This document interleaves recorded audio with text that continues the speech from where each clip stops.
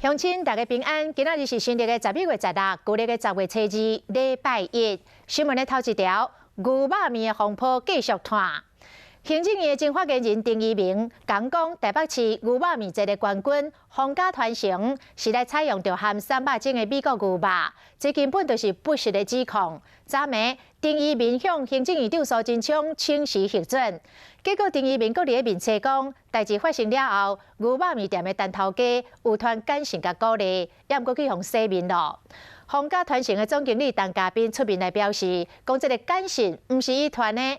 安尼敢会是创办人，也就是伊的老爸传的咧？陈嘉宾讲无清楚，但是伊是皇家团成唯一一个发言的窗仔口。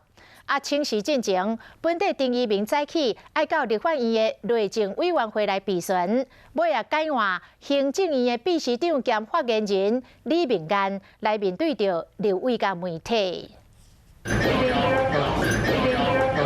行政院秘书长兼发言人李明彦到立法院备询，险险惊唔到会议心。伊兼发言人是因为本来发言人丁仪明昨暝决定辞职，嘛已经准啊。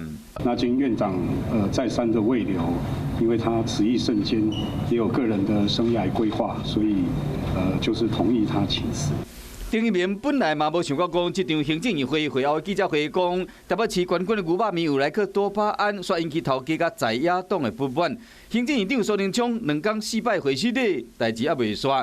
昨暝行政院新闻稿写讲，因为在野党调工政治的操作，会新任发言人的角色甲工作难以为团队加分，更为片面对行政团队的政务推动造成困扰。已经向苏贞昌院长示尽，同时得到院长免予同意，人离开啊。丁仪明抛出这张图，来源是皇家团成牛肉面甲伊的感情的对话。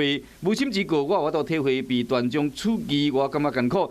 相信这个代志过去了后，应该就会无代志，也毋过代志毋是安尼尔。并没有传任何的简讯给丁发言人，那也没有跟他有过联系方式或是通话。发现的是，国民党伫年时常去新海店，也毋过民进党的政治人物去的是陈老板因老爸所开的中庆店。